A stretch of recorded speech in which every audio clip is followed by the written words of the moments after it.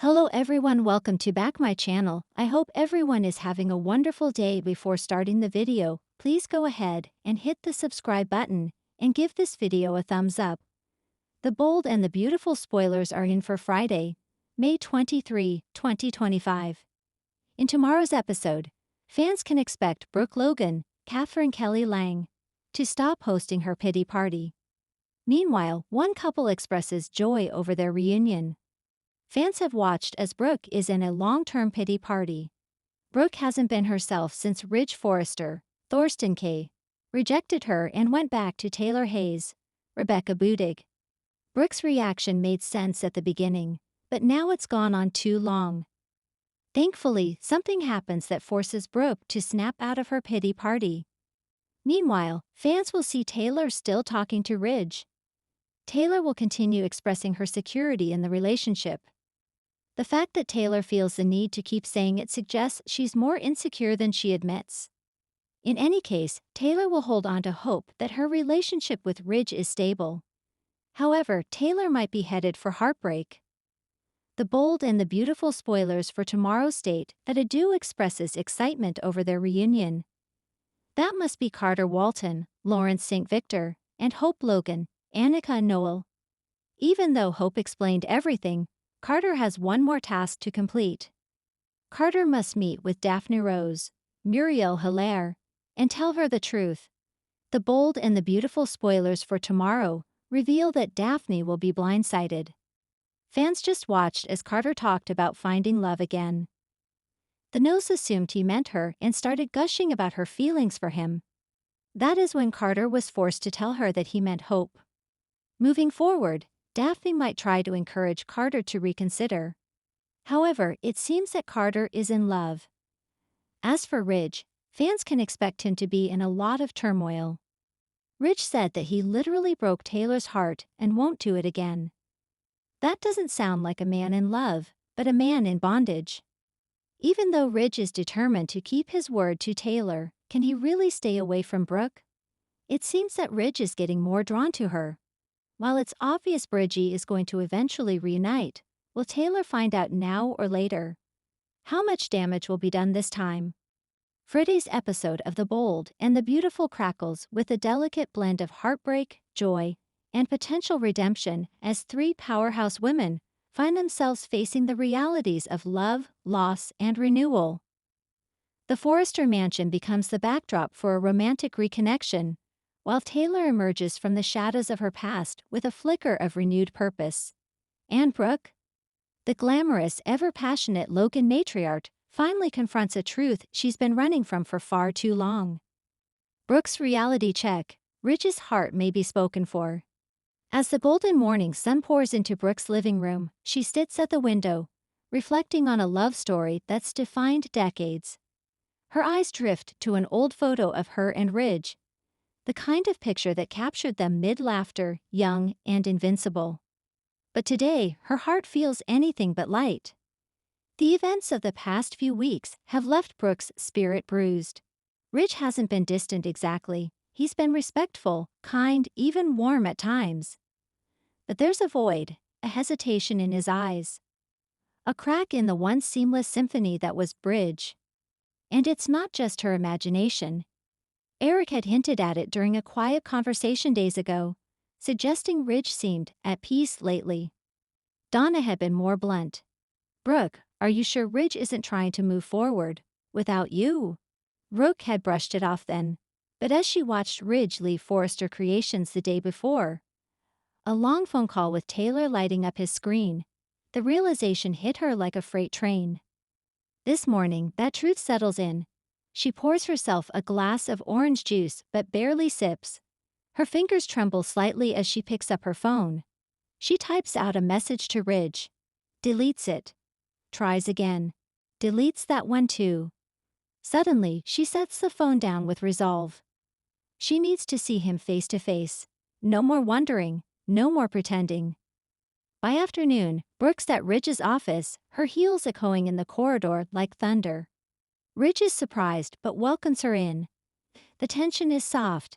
They've been here before, in this exact rhythm. But today, Brooke speaks with an unfamiliar clarity. I need to know, Ridge, she says. Are you in love with Taylor again? Ridge's silence is the loudest confirmation Brooke has ever heard. His answer is careful, not cruel, not definitive, but full of weight. He talks about time, healing, growth. He talks about how complicated life has become.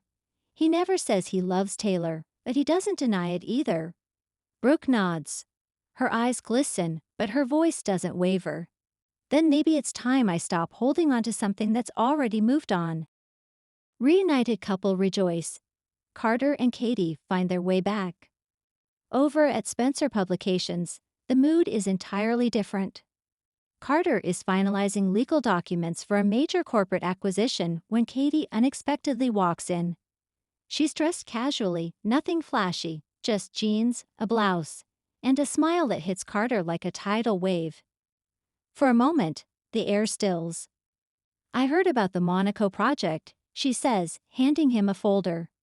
Congratulations, impressive work. Carter, always poised, stumbles over a reply. It's the first time they've seen each other alone in weeks. The last time, emotions ran high, too many things left unsaid. Carter had thought their relationship might be over, but this moment says otherwise. Katie lingers, fiddling with the strap of her purse. I've been doing some thinking, she says softly. About us. Carter's breath catches. He doesn't speak. Not yet. I was scared, she continues. Of being hurt, of repeating old patterns. But the truth is, I miss you. And I think we gave up too soon. Carter's answer is immediate. He closes the gap between them in 2 strides and pulls her into a kiss. The kind of kiss that speaks of promises, second chances, and future dreams. The world around them melts away. Later, they sit on the office couch, fingers intertwined, laughing about everything and nothing. The awkward tension has evaporated, replaced by the comfortable electricity of rekindled love. It's official. Carter and Katie are back. And this time, they're not looking back. Taylor's hope. A new chapter begins. Meanwhile, Taylor Hayes walks through the tranquil gardens of her newly opened clinic, tucked away in the quiet hills just beyond Beverly Hills. The clinic is a place of healing, not just for her patients but for herself. Every therapy session, every warm exchange, brings her closer to the wholeness she once feared she'd never find. But today, her thoughts are tangled. She can't shake the conversation she had with Ridge the night before. It wasn't dramatic, it wasn't laced with passion, it was simply honest. He told her how much he respected her strength, how her calm in chaos was something he leaned on. I don't know what the future holds, Ridge had said. But I do know I feel lighter when I'm with you. It wasn't a declaration of love, but it was something Taylor, ever cautious these days, knows better than to read too much into it. But a seed has been planted, and it's not about Ridge. It's about her. Hope. The kind that isn't anchored to a man, but to her own becoming. At the clinic, she meets with a new patient, a teenager struggling with self-worth and trauma. The session is raw, emotional. When it ends, the girl hugs Taylor with a whisper. You helped me believe I can be okay. Taylor's eyes fill with tears. That's her purpose. That's her healing. Later, Steffi calls her mother, excited and proud. I saw your interview in the wellness magazine, Steffi says. You're changing lives, Mom, including mine. Taylor smiles through grateful tears. In the privacy of her office, Taylor lights a single candle, closes her eyes and whispers, This is my new beginning. Elsewhere in Los Angeles, Hope and Thomas. Hope is distracted at Forrester Creations. She sketches half-heartedly, her thoughts drifting to Thomas.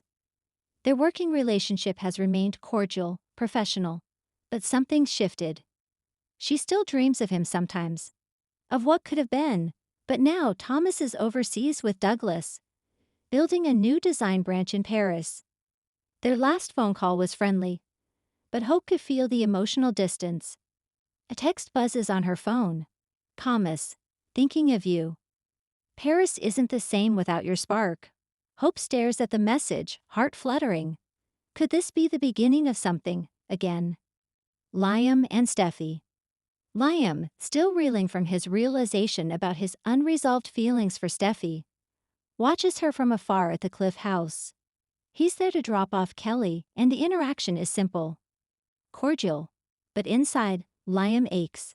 Steffi, ever perceptive, notices his gaze linger.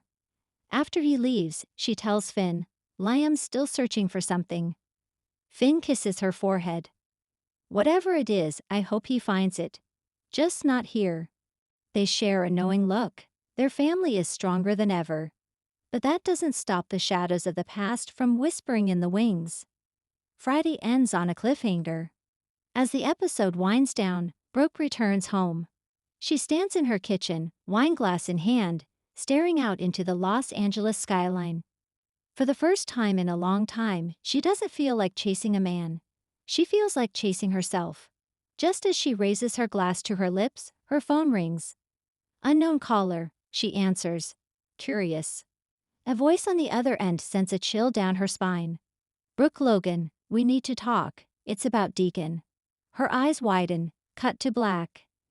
Thanks for watching this video, and please subscribe our Bold and BAUTFUL UPDAT YouTube channel for more update news.